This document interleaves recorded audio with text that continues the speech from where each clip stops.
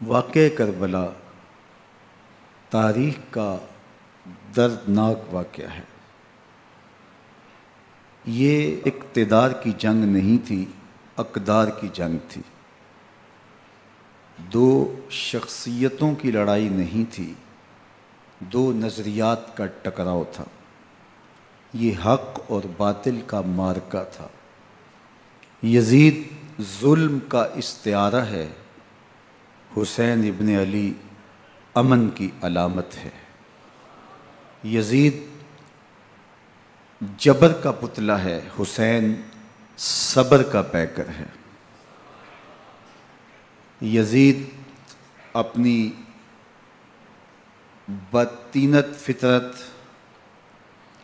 اور اپنی طبع ناہموار کے باعث دنیا پر ذلت و رسوائی، ظلم، جبر، جور و زیادتی کی علامت بن کے ابھرا، اور حسین ابن علی رضی اللہ تعالی عنہ حق و صداقت کا نشان بن کے ابھرا۔ کربلا کے تپتے ہوئے ریگزار میں حسینی اور یزیدی دو کردار سامنے آتے ہیں۔ اقبال نے کہا تھا، موسیٰ و فرعون و شبیر و یزید، ایند و قوت از حیات آید پدید، زندہ حق از قوت شبیری است، باطل آخر داغ حسرت میری است، سرخ رو عشق غیور از خون او، شوخی ای مصرع از مضمون او، تا قیامت قطع استبداد کر، موج خون او چمن ایجاد کر۔ یزید بہدل کی بیٹی محسون کا ناپاک بیٹا تھا، اور حسین محمد عربی کی بیٹی فاطمہ کا شہزادہ تھا۔ یزید دمشق کے اطراف میں سرجون اور جریر، اختل جیسے اوباشوں کے جھرمٹ میں پل کے جوان ہوا۔ حسین کے گھر کا دروازہ مسجد نبوی کے اندر کھلتا تھا۔ یزید نشے میں دھت ہو کر کے نمازیں چھوڑ دیتا تھا۔ حسین کی کربلا کے اندر بھی نماز تہجد قضا نہیں ہوئی۔ یزید ظلم کا دوسرا نام ہے، حسین امن کی علامت ہے۔ یزید نے زندگی میں ایک مرتبہ حج کیا اور شراب کے مٹکے ساتھ لے کے آیا، اور اختل اور دیگر گویوں اور مغنیوں کو اپنے ساتھ رکھا تاکہ سفر آسانی سے کٹے۔ حسین ابن علی نے 25 حج سواری ہونے کے باوجود پیدل کیے۔ یزید حج بیت اللہ کے بعد مدینہ المنورہ آیا اور شراب کی ایک مجلس بپا کی۔ حضرت امام حسین رضی اللہ تعالی عنہ جب وہاں پہنچے تو شراب کی پھیلی ہوئی بدبو کو محسوس کرتے ہوئے فرمایا، یہ بو کیسی ہے؟ تو نشے میں دھت یزید بولا، یہ شام میں بنتی ہے، اور ایک جام منگوایا اور اس کو پیتے ہوئے دوسرا جام حضرت امام حسین رضی اللہ تعالی عنہ کی طرف بڑھاتے ہوئے کہا، ابا عبداللہ لیجئے۔ تو حضرت امام حسین رضی اللہ تعالی عنہ نے فرمایا، میں اس کی طرف دیکھتا بھی نہیں ہوں، اور پھر وہ عشقی اشعار پڑھنے لگا۔ جب یزید کی شراب نوشی کا منظر امام حسین رضی اللہ تعالی عنہ اپنی آنکھوں سے دیکھ چکے تھے تو مجھے بتاؤ، یزید کے ہاتھ پہ امام حسین کا پاک ہاتھ کیسے آتا؟ حضرت امام حسین رضی اللہ تعالی عنہ جس ماحول میں پلے تھے، جس ماحول میں پرورش پائی تھی، جس ماحول میں رہے تھے، وہ پاکیزہ اور تقدس مآب ماحول تھا۔ اور یزید کبھی اطراف دمشق میں، کبھی غوطہ میں، کبھی الخضرہ محل میں، اور کبھی کہاں داد عیش دیتا رہا اور لہو و لعب کے اندر مصروف رہا۔ اور اس کی زندگی ان چیزوں سے عبارت تھی۔ وہ محرمات کو حلال قرار دیتا، شراب نوشی اس کی ہڈیوں میں رچی ہوئی تھی، اور شریعت بیضا کا مذاق اڑایا کرتا۔ اور حسین ابن علی رضی اللہ تعالی عنہ کی دوستیاں جن لوگوں سے تھی وہ عبداللہ ابن عباس تھے، عبداللہ ابن عمر تھے، حضرت عبد الرحمن بن ابو بکر رضی اللہ تعالی عنہ تھے۔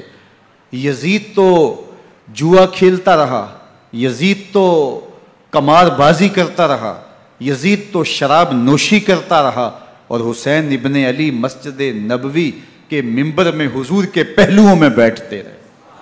زمانے نے وہ منظر دیکھا کہ سرخ رنگ کے جوڑے پہنے ہوئے حسنین کریمین حجرہ فاطمہ سے نکلتے ہیں، کم عمری کی وجہ سے کبھی گرتے ہیں کبھی سنبھلتے ہیں، اور آقا کریم خطبہ ارشاد کر رہے ہیں، خطبہ چھوڑ کے حضور نے شہزادوں کو اٹھا لیا۔ وہ منظر بھی زمانے نے دیکھا۔ حضرت عبداللہ بن شداد کہتے ہیں کہ حضور سجدے میں تھے اور سجدہ اتنا طویل ہو گیا، ہمیں لگا یا تو وحی کا نزول ہو رہا ہے یا پھر اللہ کا حکم آ گیا اور اللہ کے محبوب کی روح قبض کر لی گئی۔ لیکن میں نے جب نظریں اٹھا کے ننکیوں سے دیکھا تو کیا منظر تھا کہ حسین ابن علی حضور کی پشت پہ بیٹھے ہوئے اور میرے آقا سجدے کو طول دے رہے ہیں۔ اللہ اکبر! حسین کے لیے پیغمبر کے سجدوں کو طول دیا جا رہا ہے۔ حسین ابن علی کبھی ممبر پہ حضور کی اطراف میں بیٹھتے ہیں، وہ منظر بھی دنیا نے دیکھا کہ حضور کے مبارک کندھوں پر حسین ابن علی بیٹھے ہیں اور حضور کی زلفوں کو پکڑا ہوا ہے۔ تو حضرت عمر رضی اللہ تعالیٰ عنہ دیکھ کے کہتے ہیں واہ واہ کیسی سواری میسر آئی حسین ابن علی کو۔ تو میرے آقا مسکرا کے کہتے ہیں عمر سواری دیکھتے ہو سوار بھی تو دیکھو۔ اللہ اکبر! حضرت اسامہ بن زید بن حارثہ رضی اللہ تعالیٰ عنہ فرماتے ہیں رات کا ایک پہر گزر گیا اور مجھے حضور سے کوئی کام تھا، میں آقا کریم کی خدمت میں حاضر ہوا، در دولت پہ دستک دی، حضور تشریف لائے تو چادر اوڑی تھی، بکل کی ہوئی تھی میرے حضور نے، تو میں نے اپنی حاجت کہی تو حضور نے میری حاجت پوری کر دی۔ لیکن ایک منظر میں نے دیکھا کہ حضور نے جو چادر کی بکل فرمائی تھی اس کے اطراف میں پہلوؤں میں ابھار تھے جس طرح اندر کوئی ہو۔ مجھ سے نہ رہا گیا، میں نے پوچھ لیا، میں نے کہا بندہ نواز چادر کے اندر کیا ہے؟ فَكَشَفَهُ، تو حضور نے چادر کو کھول دیا۔ فَإِذَا الْحَسَنُ وَالْحُسَيْنُ عَلَىٰ وَرِكَيْهِ، تو کہتے ہیں میں نے اپنی آنکھوں سے دیکھا ایک پہلو سے امام حسین لپٹے ہوئے تھے، ایک پہلو سے امام حسن لپٹے ہوئے تھے۔ فرمایا یہ میرے بیٹے ہیں، یہ میری بیٹی کے بیٹے ہیں، اے اللہ میں ان سے پیار کرتا ہوں، تو بھی ان سے پیار کر، جو ان سے پیار کرے اس سے بھی پیار کر۔ ان کی محبت کا درس دیا، ان کے پیار کا سبق پڑھایا، کہا ان سے پیار کرنے والا میرے سے پیار کرنے والا ہے، ان سے بغض رکھنے والا میرے سے بغض رکھنے والا ہے۔ ان کی تکلیف حضور کو بے چین کر دیتی تھی۔ حضرت سیدہ فاطمہ الزہرا رضی اللہ تعالی عنہ کے گھر کے قریب سے گزرے تو حضرت امام حسین کے رونے کی آواز آ رہی تھی، تو آقا کریم علیہ السلام نے فرمایا کہ فاطمہ حسین کو چپ کرواؤ، الا تعلمی ان بقاءہ یوزینی، تو جانتی نہیں حسین کا رونا مجھے دکھ دیتا ہے۔ حسین ابن علی کو حضور رونے نہیں دیتے تھے، ان کو دکھی نہیں ہونے دیتے تھے، کیونکہ رسول اللہ صلی اللہ علیہ وسلم جانتے تھے کہ یہ کتنے دکھ سہے گا، کتنی تکلیفوں سے گزرے گا اور کتنے مصائب سہے گا۔ زمانے نے وہ گھڑیاں بھی دیکھیں کہ حضرت حذیفہ بن یمان رضی اللہ تعالیٰ عنہ فرماتے ہیں کہ میں حضور کی خدمت میں نماز مغرب کی ادائیگی کے لیے حاضر ہوا، اور میں نے یہ اجازت خاص طور پہ اپنی ماں سے اس شرط پہ لی تھی کہ امی آپ مجھے اجازت دیں، میں حضور کی خدمت میں حاضر ہوتا ہوں، مغرب کی نماز بھی ادا کروں گا اور پھر حضور سے عرض کروں گا حضور میرے لیے اور میری ماں کے لیے بخشش کی دعا کر دیجئے۔ ماں نے اس شرط پہ اجازت دے دی اور میں حضور کی خدمت میں آ گیا، نماز مغرب ادا کی، سلام پھرا تو میرے دل میں آرزو تھی میں حضور سے عرض کروں حضور میرے لیے اور میری ماں کے لیے مغفرت کی بخشش کی دعا کر دیں، لیکن حضور عبادات میں ذکر میں نوافل میں ایسے مشغول ہوئے کہ میں آرزو رکھنے کے باوجود بھی عرض نہ کر سکا۔ خیر نماز عشاء کا وقت ہوا، اذان پکاری گئی، حضور مصلی پہ آئے، نماز پڑھی، سلام پھرا، تو میرے دل میں پھر خیال آیا کہ ماں سے ایک نماز کی چھٹی لی تھی، نمازیں بھی 2 ہو گئیں، ماں نے جاتے پوچھنا ہے، حضور سے میرے لیے اور اپنے لیے مغفرت کی، بخشش کی دعا کروائی تھی، تو کیا جواب دوں گا؟ اور حضور اٹھے اور کاشانہ اقدس کی طرف چل دیے۔ اب میرے دل میں یہ خیال رہ کے آ رہا تھا کہ ماں کو کیا جواب دوں گا؟ میں تو حضور سے بخشش و مغفرت کی دعا کروا ہی نہیں سکا۔ جب حضور چل پڑے تو غیر ارادی طور پہ میں بھی حضور کے پیچھے چل پڑا۔ چلنے میں تھوڑی سی رفتار تیز ہو گئی، جس سے قدموں کی آہٹ پیدا ہوئی، تو جب آواز پیدا ہوئی تو حضور نے رخ پھیرے بغیر فرمایا، من ھذا، میرے پیچھے پیچھے کون آ رہا ہے؟ پھر خود ہی کہا، حذیفہ تو نہیں؟ تو میرا دل دھڑک رہا تھا، قلت نعم، میں نے کہا جی حضور، میں حذیفہ ہوں۔ فرمایا، ما حاجتک، غفر اللہ لک ولامک، کیا کام ہے؟ اللہ تجھے بھی بخش دے، تیری ماں کو بھی بخش دے۔ اب جو کام تھا وہ جنبش لب سے پہلے ہی ہو گیا، یہاں تو لفظوں کا سہارا بھی نہیں لینا پڑتا، وہ بند لبوں کی بولیاں بھی سنتے ہیں۔ اقبال بولا ہے، فروغت صبح آثار و دہور، چشم تو بی نندائے ما فی الصدور، تیری نظر تو سینوں کے چھپے راز بھی دیکھتی ہے۔ تو کہا، ما حاجتوں کا، غفر اللہ لک ولامک، اللہ تجھے بخش دے، تیری ماں کی بھی مغفرت کر دے، کیا کام ہے؟ اب جو کام تھا وہ تو ہو گیا۔ تو میرے حضور نے ارشاد فرمایا، حذیفہ سنو، ابھی ایک فرشتہ آیا ہے جو اس سے قبل دھرتی پر پہلے کبھی نہیں آیا، آج پہلی مرتبہ اللہ سے اجازت لے کے 2 کام کرنے آیا ہے۔ ایک تو مجھے سلام کرنے آیا ہے، اور دوسرا خوشخبری دینے آیا ہے کہ آپ کی بیٹی فاطمہ جنتی عورتوں کی سردار ہے، اور حسن اور حسین جنتی جوانوں کے سردار۔ ایک طرف یزید ناپاک میسون کا پلیت بیٹا، اور ایک طرف محمد عربی کا نواسا، فاطمہ کے دودھ کا اثر، علی المرتضیٰ کے خون کی تاثیر، رسول اللہ صلی اللہ علیہ وسلم کے کندھوں پہ بیٹھنے والا۔ ایک دن حضور نے امام حسین رضی اللہ تعالیٰ عنہ کے ہاتھ پکڑ لیے اور ان کے پاؤں اپنے پاؤں پہ رکھے، اور پھر فرمایا، بیٹے آگے بڑھو، اور ان کے پاؤں حضور کی پنڈلیوں پہ آئے۔ پھر کہا، بیٹے اور آگے بڑھو، حتیٰ کہ ان کے پاؤں حضور کی رانوں پہ آئے۔ پھر فرمایا، بیٹا اور آگے بڑھو، تو ان کے پاؤں حضور کے مبارک بطن اقدس پہ آئے۔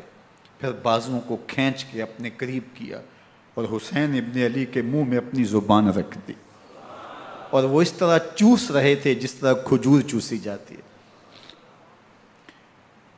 تو اللہ کے محبوب علیہ السلام نے حسین ابن علی کو اپنی زبان کا لعاب دہن دے کر کے، وہ شیر رحمت دے کر کے، وہ کوثر و تسلیم سے پاکیزہ تر آب رحمت عطا کر کے ان کی ہمیشہ کے لیے پیاس بجھا دی، تاکہ کل کربلا کے تپتے ہوئے ریگزار میں حسین ابن علی کو پیاس کی شدت تنگ نہ کرے اور پائے استقلال میں لغزش نہ آنے پائے۔ ان نازوں سے پالے ہوئے حسین کو، ان محبتوں سے پالے ہوئے حسین ابن علی کو امتحان بھی اتنے بڑے درپیش تھے۔ یاری تیری سونا پر ازمیشاں تیریاں اگ، سونا پرکھیا جامدہ ہے نال اگاں دے لگ۔ جتنا بڑا شخص ہوتا ہے اتنی آزمائشیں بھی بڑی ہوتی ہیں۔ پیغمبر رحمت کی آغوش میں کھیلنے والا، حجرہ فاطمہ کا جانشین، مصلی رسول کا وارث، منبر رسول صلی اللہ علیہ وآلہ وسلم پر حضور کے مبارک پہلو اور گود میں بیٹھنے والا حسین، حضور کی زبان چوسنے والا حسین، حضور کے کندھوں پہ سواری کرنے والا حسین، آقا کریم علیہ الصلوۃ والسلام کے مبارک سجدے کی حالت کے اندر حضور کی پشت پہ کھیلنے والا حسین، جس حسین کا دروازہ مسجد نبوی کے اندر کھلتا تھا اور یزید کی کرتوتوں کے چشم دید گواہ تھے۔ یزید جب تخت نشین ہوتا ہے تو اسے یہ فکر ہوتی ہے کہ امام حسین، عبداللہ بن زبیر، عبداللہ بن عمر، عبداللہ ابن عباس یہ میری بیعت کریں۔ اور وہ ولید بن عقبہ کو لکھتا ہے کہ ہر صورت میں ان کی بیعت لو، اور اگر بیعت نہ دیں تو سختی کرو۔ حضرت امام حسین رضی اللہ تعالی عنہ کو بلاوا آتا ہے کہ آپ کو دارالامارت میں گورنر ہاؤس میں بلایا جا رہا ہے، ولید بن عقبہ کا پیغام آپ کو پہنچتا ہے۔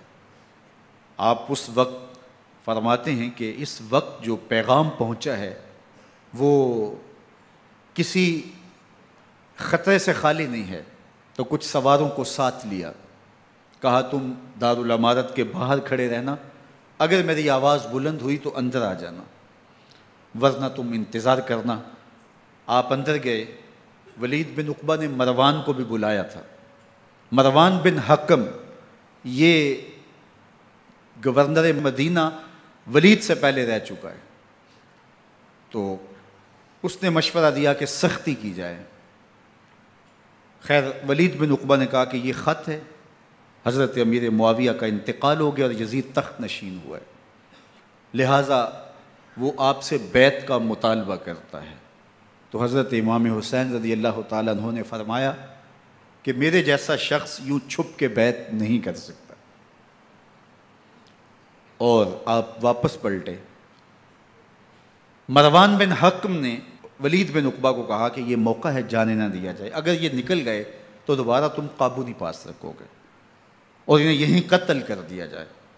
حضرت امام حسین رضی اللہ تعالیٰ عنہ نے یہ بات سن لی۔ کہتے ہیں حضرت امام حسین انہی قدموں کے بل واپس پلٹے اور مروان بن حکم سے مخاطب ہو کے کہا، مروان کیا بول رہا ہے؟ وہ خاموش ہو گیا۔ فرمایا تو جانتا نہیں ہم کون ہیں؟ آنا حسین ابن علی ابن ابی طالب، میں حسین ہوں، میں علی کا بیٹا ہوں، ہمارے گھر میں قرآن اترتا رہا ہے، وحی کا نزول ہوتا رہا ہے، اور یزید فاسق ہے، فاجر ہے، مسلمانوں کا قاتل ہے اور شرابی ہے، میں ڈنکے کی چوٹ پہ یزید کی بیعت سے انکار کرتا ہوں۔ بس حیدری کچھار سے محمدی شیر نکل آیا ہے۔ اب اوسان خطا ہو گئے، راستہ چھوڑ دیا، واپس آئے، سیدہ زینب سے ملے، کہا مدینے کو چھوڑنا پڑے گا۔ کہا بھیا کیا ہوا؟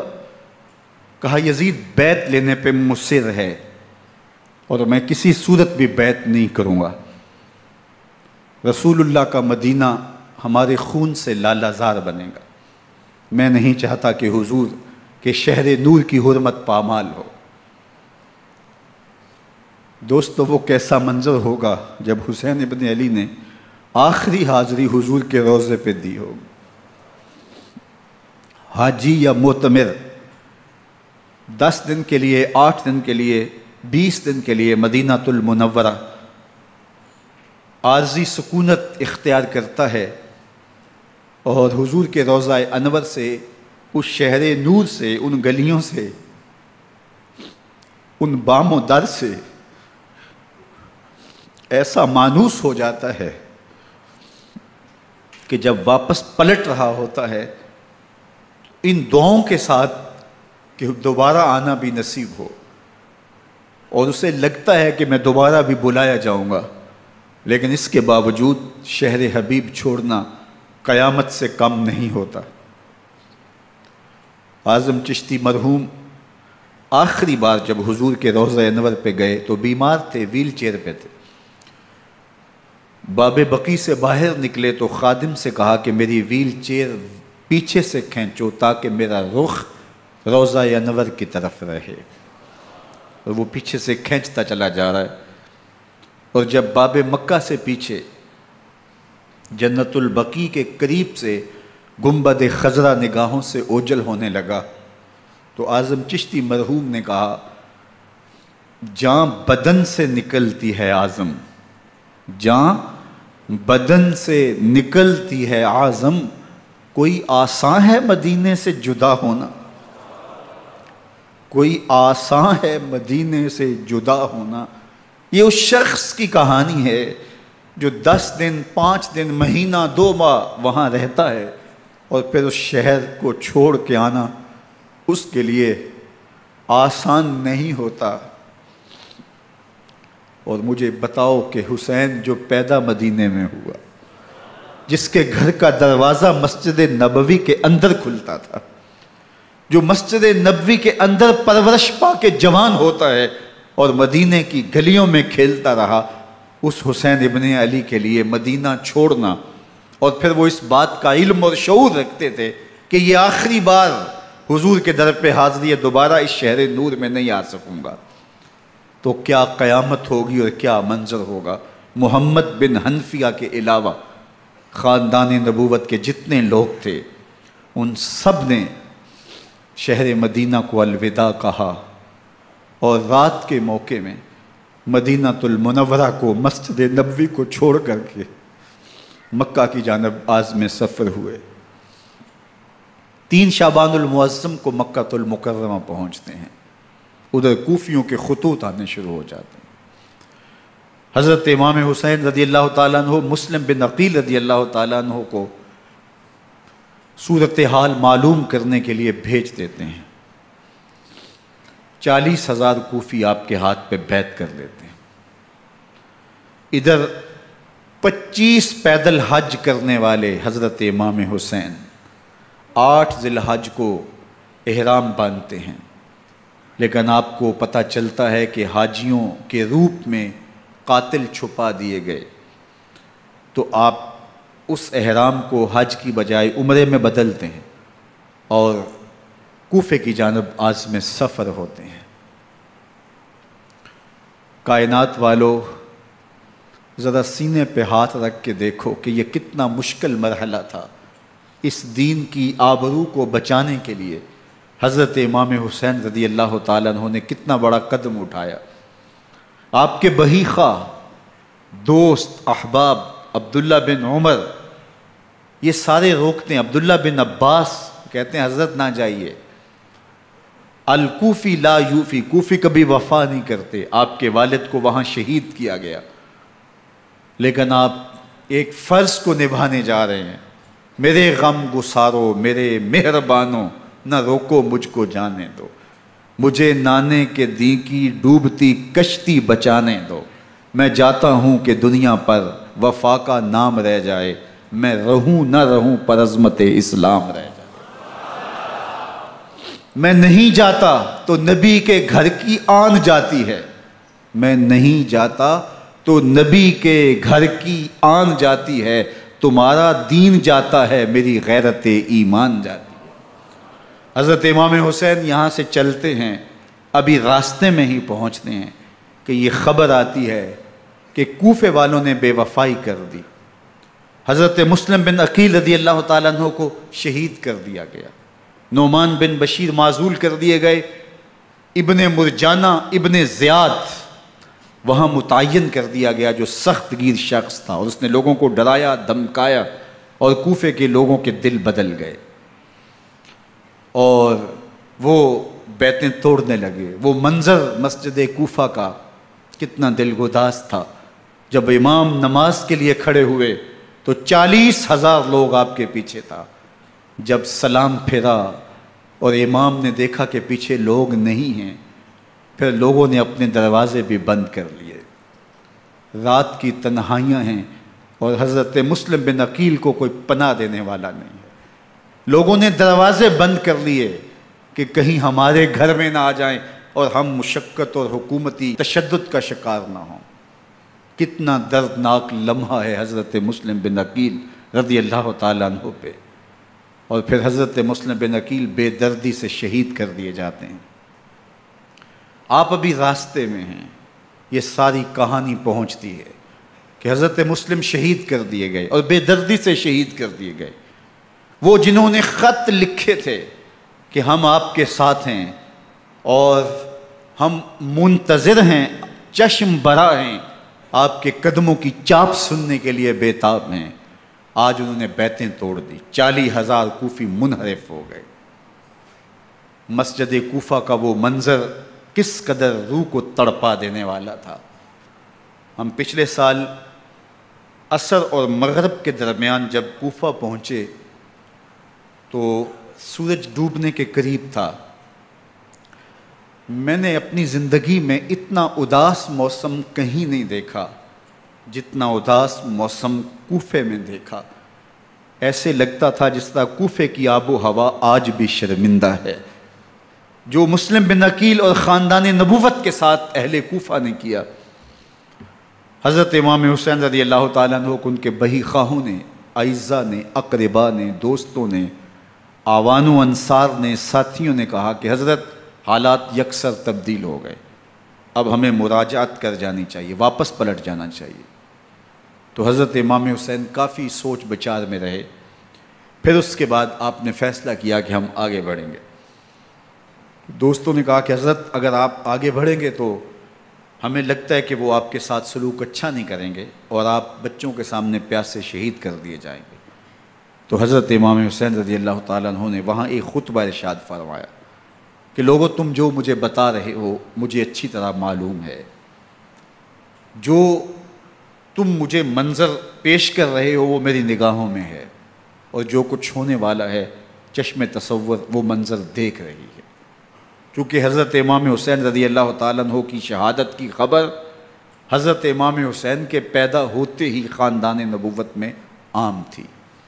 حضور علیہ الصلوۃ والسلام کو یہ بات جبریل امین نے آ کے بتائی تھی جب حسین ابن علی کے ساتھ حضور محبت کا اظہار کر رہے تھے، تو یہ جبریل امین نے آ کے کہا تھا حضور آپ کا یہ بیٹا ارض طف میں شہید کر دیا جائے گا، اور کربلا کی مٹی لا کے حضور کو دی اور ام سلمہ کو حضور نے عطا کر دی۔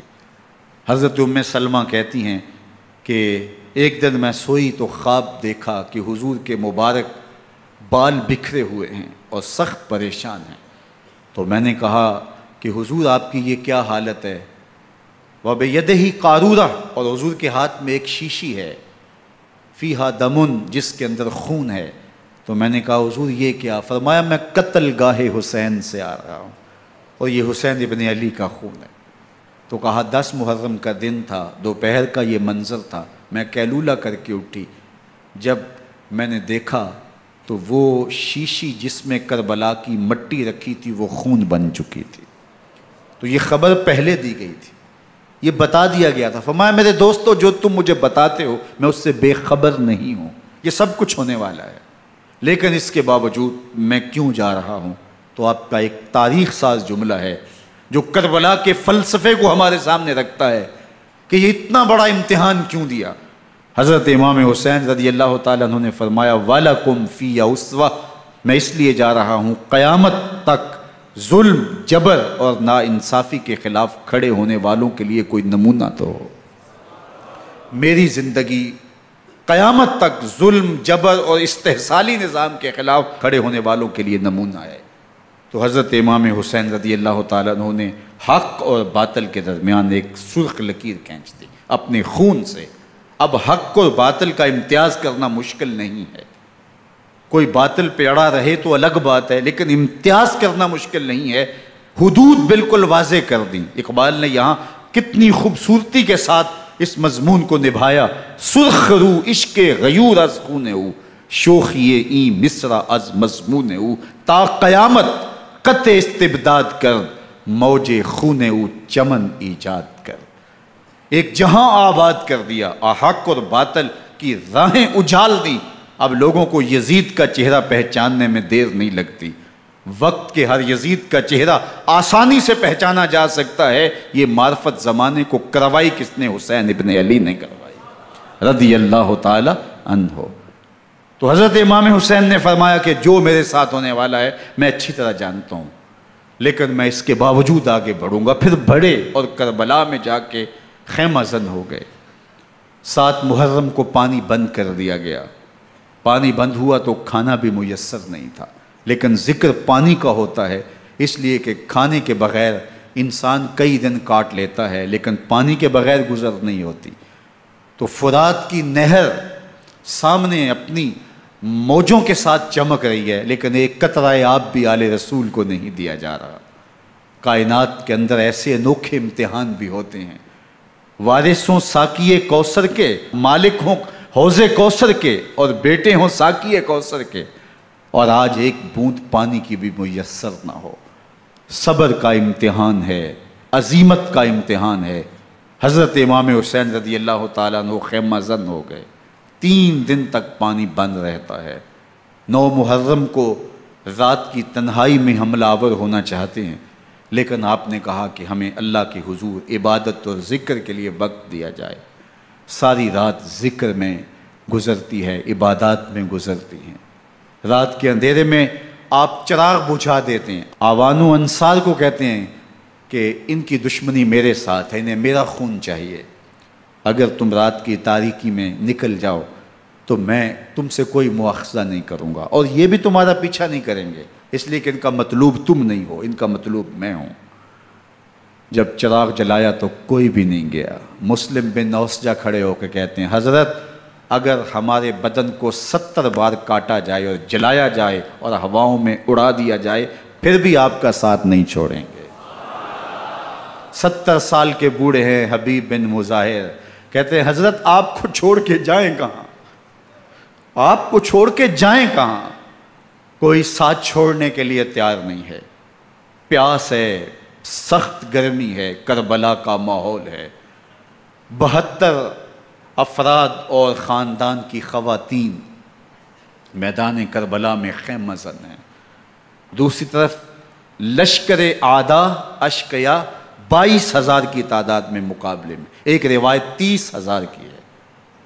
ان صرف 72 پیاسے لوگوں کے لیے اتنے لوگوں کو جمع کرنے کا مقصد خوف زدہ کرنا تھا۔ شرط ہے کہ یا یزید کی بیعت کر لیں، محاصرے توڑ دیں گے، پانی دستیاب ہوگا، اعزاز و اکرام سے نوازا جائے گا، خزانوں کے منہ کھول دیے جائیں گے۔ لیکن حسین ابن علی کہتے تھے سب کچھ لٹ جائے گا، باطل کے ہاتھ پہ ہاتھ نہیں رکھوں گا۔ اللہ اکبر۔ اب صبح طلوع ہوتی ہے، عاشور کا دن چڑھتا ہے، سورج اپنی پوری تمازت کے ساتھ گرمی برسا رہا ہے۔ آج خاندان نبوت کا امتحان زمانے نے دیکھنا ہے۔ رسول اللہ کا لعاب چوسنے والا اس کے صبر کا آج امتحان ہے، حضور کے کندھوں پہ کھیلنے والے حسین کا آج امتحان ہے۔ اللہ اکبر۔ حسین ابن علی تمام حجت کرتے ہیں میں نے تمہارا کچھ نہیں بگاڑا، میں نے کسی کا خون نہیں کیا، میں نے کوئی زیادتی نہیں کی، تم کیوں میرے قتل کے در پہ ہو؟ تم جانتے نہیں میں کون ہوں؟ میں تمہارے نبی کا نواسا ہوں، رسول اللہ صلی اللہ علیہ وآلہ وسلم کے کندھوں پہ کھیلتا رہا ہوں، حضور کا لعاب چوستا رہا ہوں، اور میں بوسہ گاہ رسول صلی اللہ علیہ وآلہ وسلم ہوں۔ لیکن ان اشقیاء کے دل پر کوئی چیز اثر انداز نہیں ہوتی۔ ایک ہور ہے، اللہ اس کے دل میں نرمی ڈالتا ہے۔ پہلے تو امام حسین کو گھیر کے لے کر کے آتا ہے، لیکن بعد میں وہ قافلہ یزید سے قافلہ حسین کی طرف آ جاتا ہے۔ امام حسین فرماتے ہیں تو دنیا میں بھی ہور ہے، آخرت میں بھی ہور ہے، آزادی مل جاتی ہے۔ باقی 22,000 کا لشکر جرار امام حسین کے قتل کے در پہ ہے۔ پھر تاریخ نے خاندان نبوت کا وہ انوکھا امتحان دیکھا۔ حضرت امام حسین کے بچے بالخصوص خواتین پیاس کی شدت میں حلق خشک ہیں۔ حضرت سکینہ تڑپ کے اپنے باپ سے کہتی ہیں کہ مجھے 6 ماہ کے علی اصغر کی پیاس نہیں دیکھی جا رہی۔ بچے کو ہاتھوں پہ اٹھاتے ہیں اور نہر فرات کے کنارے پہنچ کے فرماتے ہیں اشقیاء سے مخاطب ہو کے تمہارا معاملہ میرے ساتھ ہے، اس 6 ماہ کے بچے نے تمہارا کچھ نہیں بگاڑا، اور چلو بھر کے اس کا حلق سیراب کرنا چاہتے ہیں۔ ایک 2 شاخہ تیر آتا ہے جو حضرت علی اصغر کے گلے کو چیر دیتا ہے۔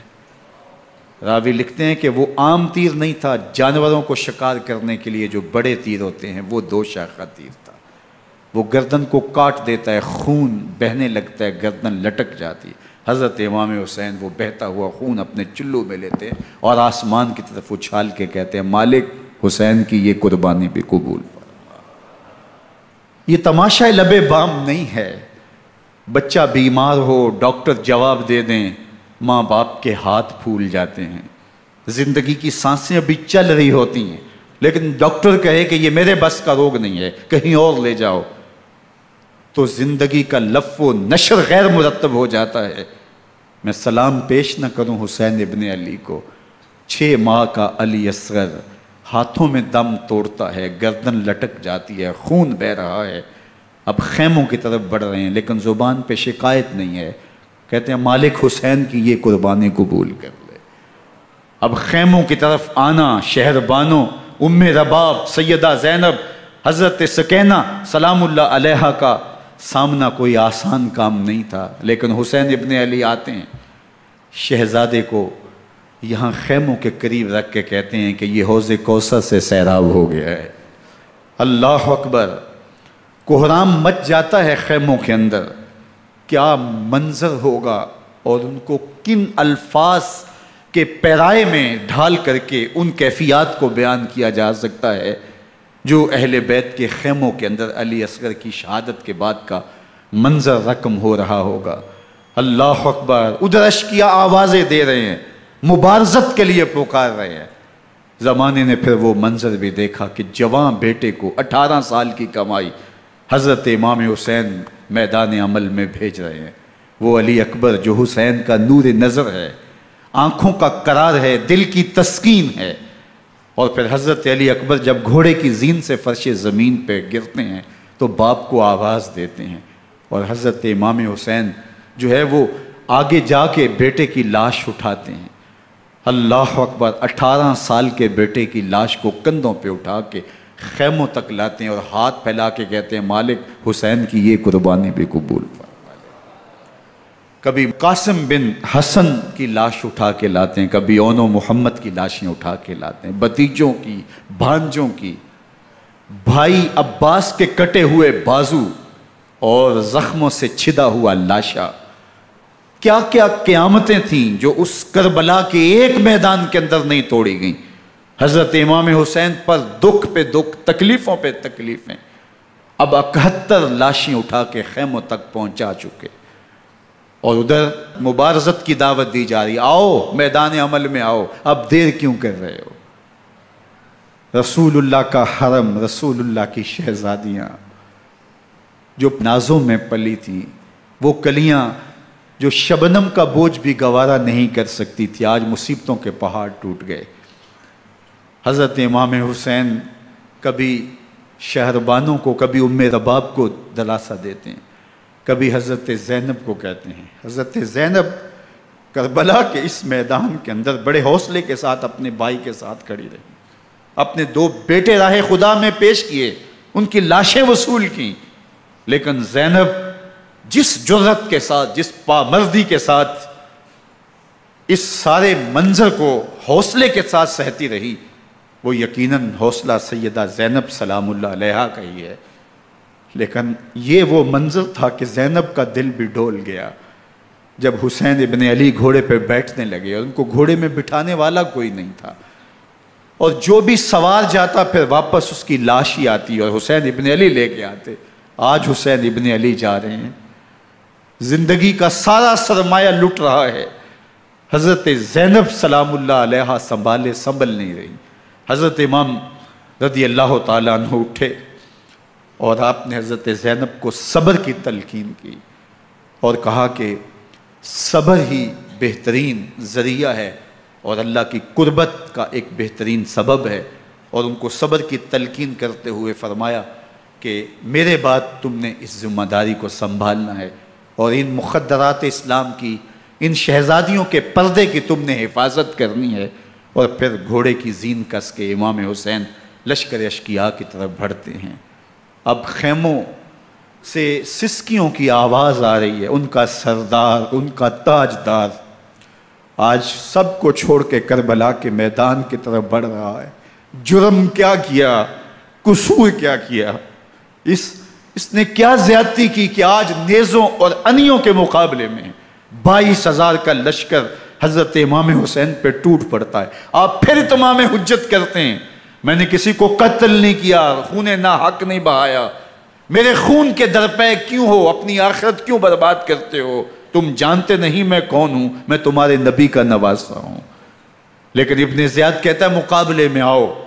پھر حضرت امام حسین رضی اللہ تعالیٰ عنہ مقابلے میں آتے ہیں، اور جب گھوڑے کو ایڑ لگا کے دشمن اشقیاء پہ ٹوٹتے ہیں تو پھر ایسا منظر ہوتا ہے کہ وہ بھیڑ بکریوں کی طرح آگے بھاگتے ہیں۔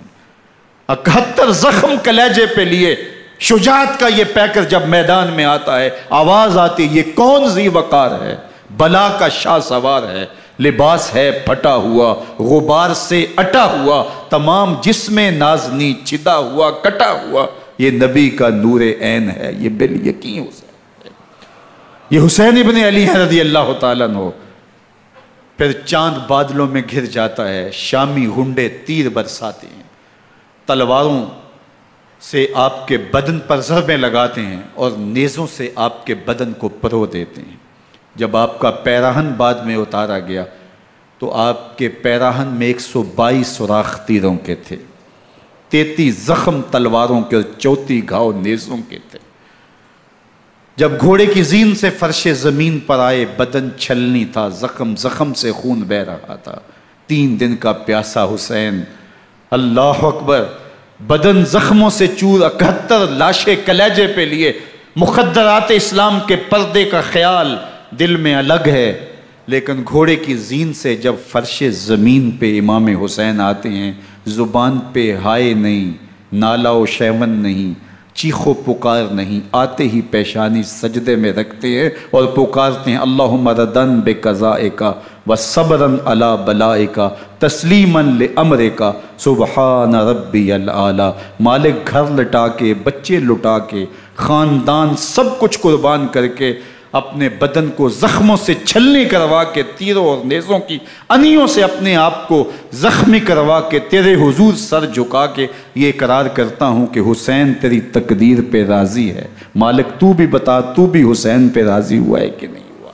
آواز آ رہی ہے، اس پیاسے پر علی شیر خدا کو ناز ہے، اس نواسے پر محمد مصطفیٰ کو ناز ہے۔ اوروں نے بھی سجدے کیے پر اس کا عجب انداز ہے، اس نے وہ سجدہ کیا جس پر خدا کو ناز۔ حسین ابن علی رضی اللہ تعالیٰ عنہ کا سر انور دستے قاتل نے تب کاٹا جب وہ سجدے میں جھکا ہوا تھا۔ یزید نے کہا میں بیعت لوں گا، امام حسین نے کہا کبھی بھی نہیں دوں گا، یہ سر کٹ سکتا ہے جھک نہیں سکتا۔ سر کاٹ کے نیزے کی نوک پہ چڑھا دیا گیا اور یہ اس بات کا اعلان تھا کہ ہم جیت گئے اور حسینی ہار گئے، اور لشکر یزید میں غوغا مچ گیا، نقارے بجنے لگے کہ ہم جیت گئے، دیکھو امام حسین شہید کر دیے گئے، اور سر کاٹ کے نیزے کی نوک پہ چڑھایا گیا۔ لیکن لشکر یزید سے ہی آواز آئی یہ کیسا سر ہے جو کٹ کے بھی سر بلندی ہے، کٹ گیا ہے پھر بھی اونچا ہے، اللہ اکبر، یہ سر سجدے میں کٹا ہے، رب کے حضور عبادت کی حالت میں کٹا ہے۔ حسین آج بھی سجدے میں ہے، اللہ اکبر، حسین آج بھی سجدے میں ہے، بلکہ کٹے ہوئے سر کا رخ زمین کی جانب تھا اور کٹی گردن آسمان کی طرف، یوں نیزے پہ پرویا گیا۔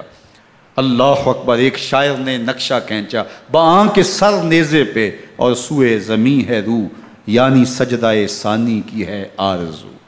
رکعت کے 2 سجدے ہوتے ہیں، ابھی ایک سجدہ ہوا تھا کہ دست قاتل نے سر کاٹ دیا، کہا حسین کی پیشانی میں دوسرے سجدے کی تمنا مچل رہی ہے۔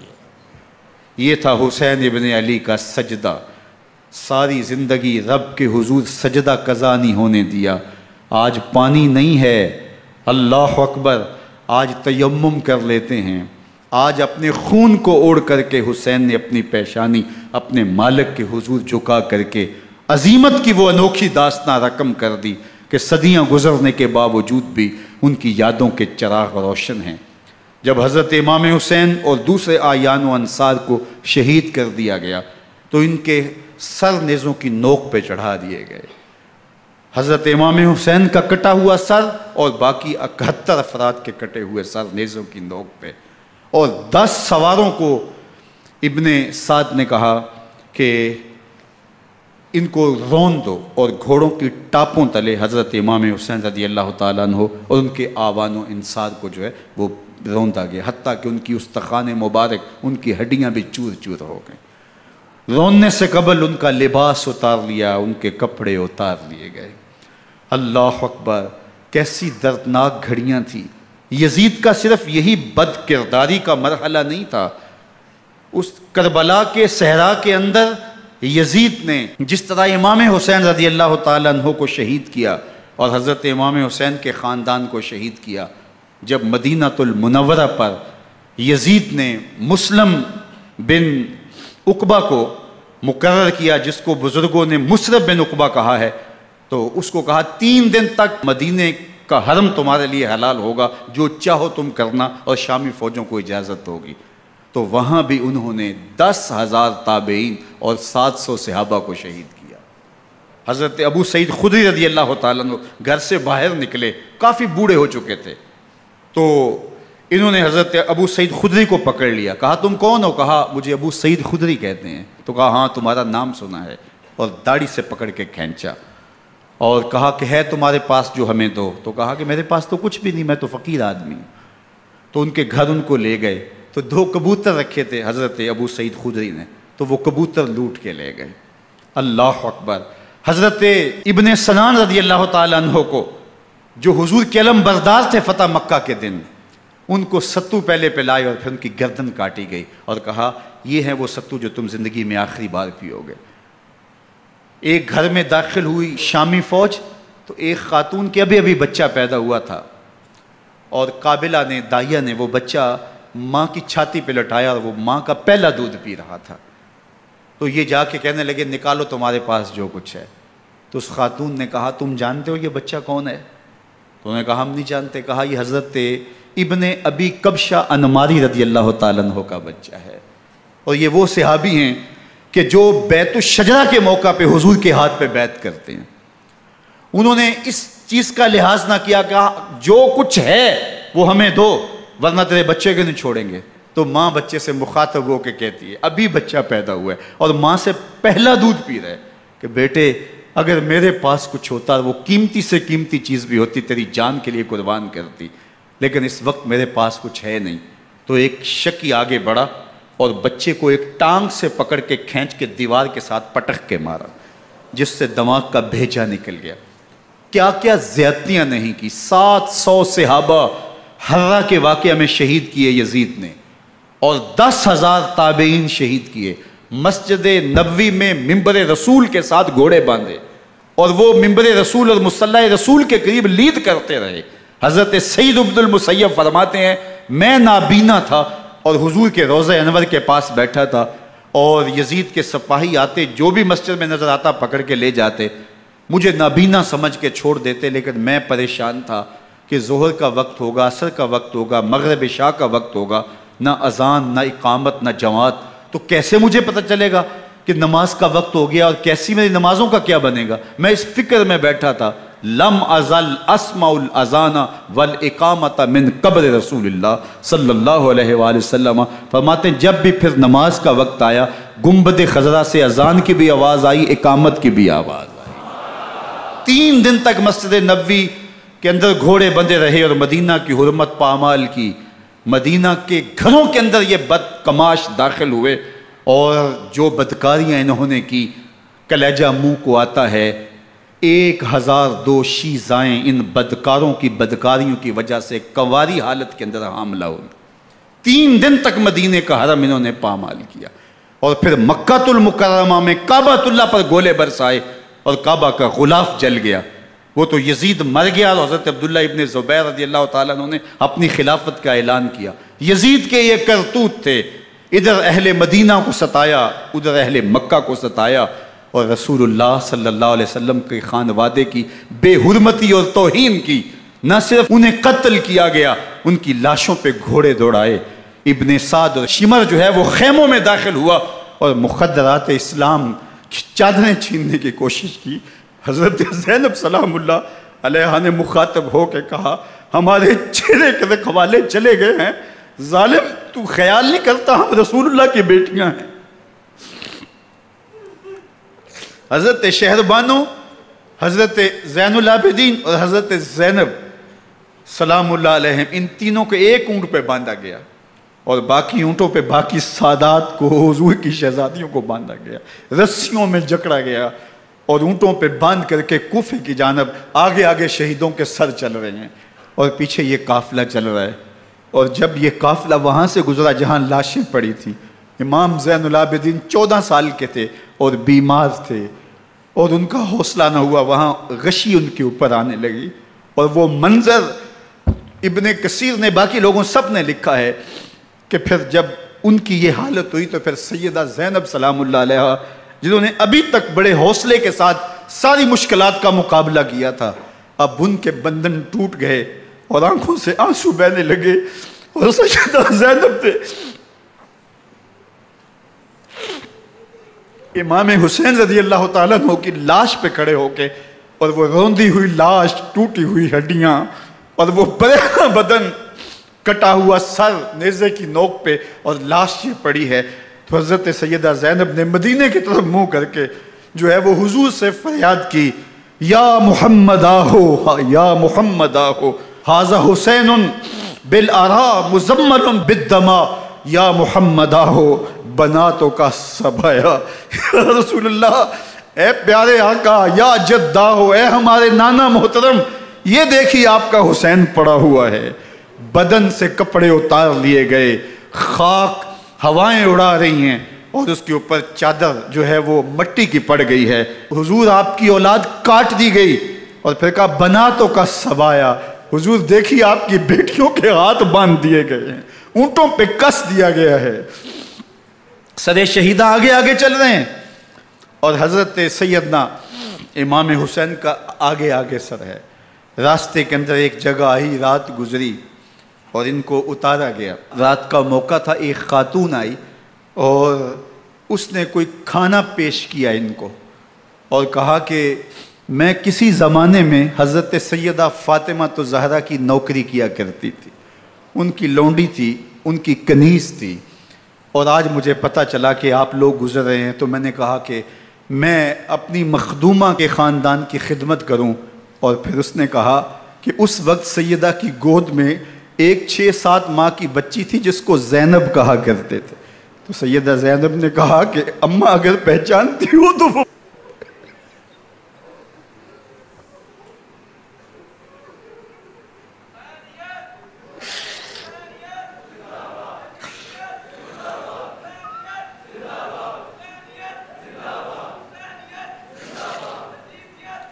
یہ تاراج اور لٹا ہوا کارواں پھر وہاں سے کوفے میں کیسے پہنچا، اور کوفے کے اندر سیدہ زینب سلام اللہ علیہا نے وہ یزید کے دربار میں، ابن زیاد کے دربار میں وہ جرأت آمیز جو باتیں کہیں، اللہ اکبر، زینب کی زبان میں علی کی خطابت بول رہی تھی، اور پھر دشمن اور دوست سارے رونے لگے، اور وہ کیا دل گداز منظر تھے۔ اور پھر یہ سروں کا قافلہ اور سادات کرام کا مشکیں کسی ہوئی ہیں اور اونٹوں پہ باندھے ہوئے، ان کو وہاں سے پھر قادسیہ، اور قادسیہ سے پھر دمشق یزید کے دربار میں پہنچایا گیا، اور وہاں سے یہ لٹے ہوئے خانمہ برباد تاراج لوگ مدینہ المنورہ میں کیسے پہنچے، اور اہل مدینہ نے کیسے استقبال کیا، اور وہ منظر کتنا دلگداز تھا جب اہل مدینہ زینب سے پوچھتے تھے زینب حسین کہاں ہے؟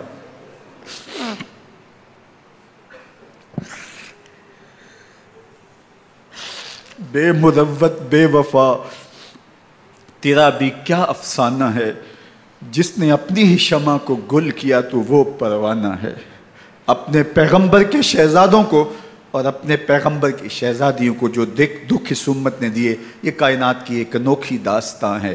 اللہ ہمیں اسوہ شبیری پہ عمل کی توفیق عطا کرے اور ان کے نقوش پاک کی برکتیں دے، اہل بیت کی محبت ہماری روحوں میں جذب کر دے، اور جس عظیمت کے ساتھ، جس حوصلے کے ساتھ انہوں نے دکھوں کو جھیلا، جو دہکتی آگ کے شعلوں پہ سویا وہ حسین، جو جواں بیٹے کی میت پر نہ رویا وہ حسین، جس نے سب کچھ کھو کے کچھ نہ کھویا وہ حسین، مرتبہ اسلام کا جس نے دوبالا کر دیا، خون نے جس کے دو عالم میں اجالا کر دیا، جو کہ سوزے غم کو سانچے میں خوشی کے ڈھال کے مسکرایا موت کی آنکھوں میں آنکھیں ڈال کے۔ اے حسین ابن علی تم پر سلام، نازش آل نبی تم پر سلام۔ ذرا میرے ساتھ یہ پڑھ لیجئے، اے حسین ابن علی تم پر سلام، نازش آل نبی تم پر سلام، تم پہ لاکھوں رحمتیں لاکھوں سلام، اے شہیدان محبت کے امام، لالا گوں لالا بدن لالا کفن، اے چمن اندر چمن، زندگی ہی زندگی تیری حیات اے حیات اندر حیات اندر حیات، افتخار ملت بیضا ہے تو، رب کعبہ کی قسم یکتا ہے تو، فخر کا